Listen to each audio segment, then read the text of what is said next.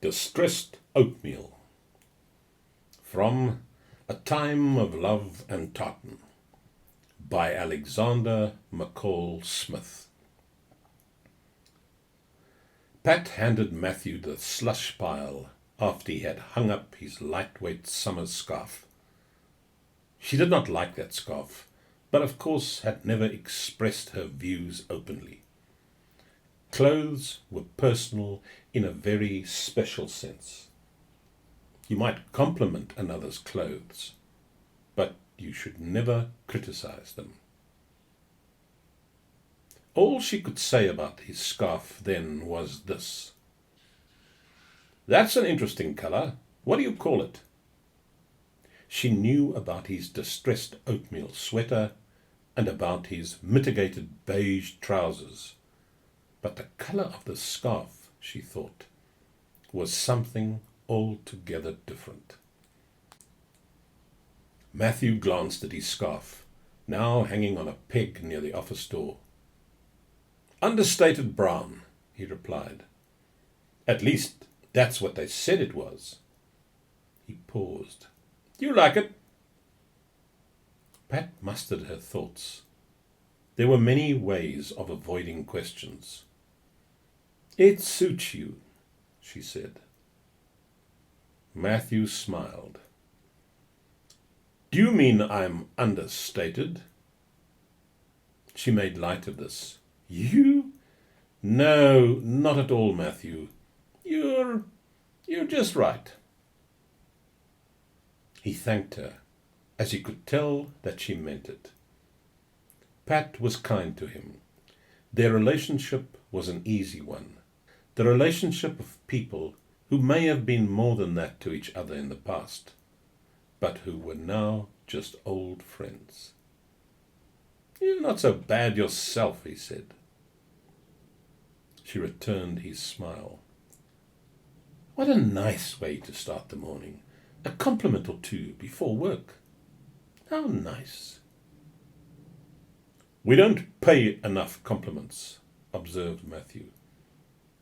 "We should tell people more often that we like them, or that they're doing a good job, or that they look great. It doesn't cost very much, and yet we don't seem like doing it that often."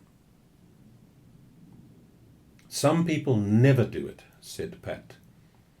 "They can't bring themselves to say something complimentary to anybody else. They just can't. It sticks in their throat." Matthew knew what she was talking about. It was something to do with envy, he thought. That most powerful emotion that there is in most of us, to an extent, but that could dominate the entire world view of some. "Envy," he said. "That's what stops us." He paused to remember his most envious friend, one whose face fell if he told him of some piece of good fortune. He found that sad, to go through life presenting what others achieved or had, because one had not been successful oneself. What a waste of energy it was to sit there and fume, and what a loss. It was so easy to share the joy of another, and thereby experience, at no cost to oneself, some of the pleasures that the other felt. So, if you met a friend who had been invited to a party that you would dearly love to be invited to yourself, then rather than being consumed by envy, you might bask in the pleasure of just knowing that the party in question was taking place and that your friend would be there. Matthew looked towards the door. A customer was about to enter. Or was it? He stood stock still, hardly breathing, chilled within. Mrs. Patterson Cowie, his former English teacher, and the victim of that dreadful incident in the bookshop, was poised to enter the front door.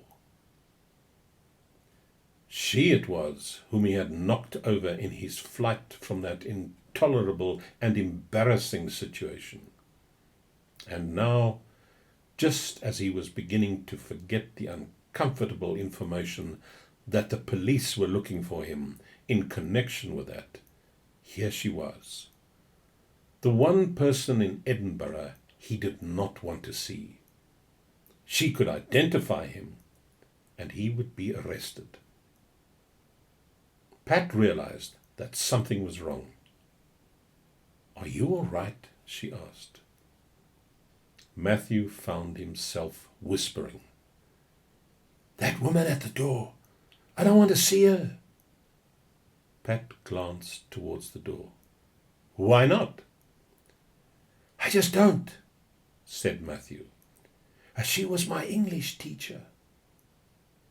Pat looked at him in astonishment. "And you haven't done your homework. Is that it?"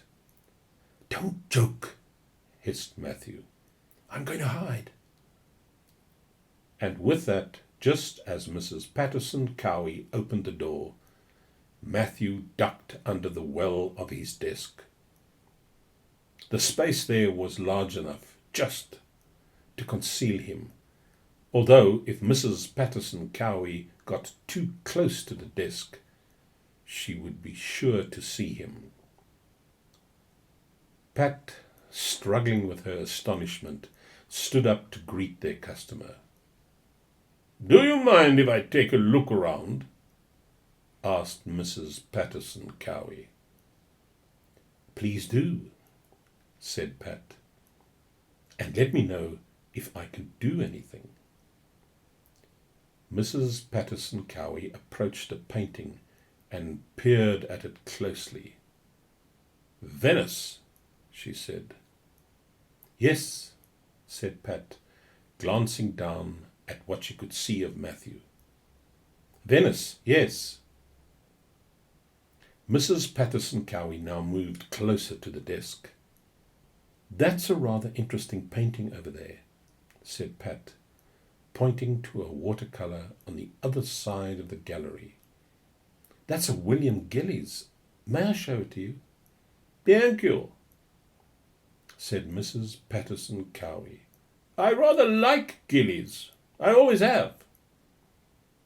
Relieved at being able to steer her away from the desk, Pat led Mrs. Patterson Cowie over to the Gillies. "Lovely, isn't it?" "Yes," said Mrs. Patterson Cowie. "It certainly is. That's Temple, isn't it? I love that part of, what is it, East Lothian or Mid Lothian. I'm never sure where boundaries lie." Mid Lothian," said Pat quickly. "Or maybe East Lothian. Who knows?" Mrs. Patterson Cowie smiled. "Well, somebody will know, don't you think?" From the other side of the room there came an unexpected sound. A knocking of something against wood. Matthew must have shifted, thought Pat, and bumped a leg against the desk. Cramp, perhaps.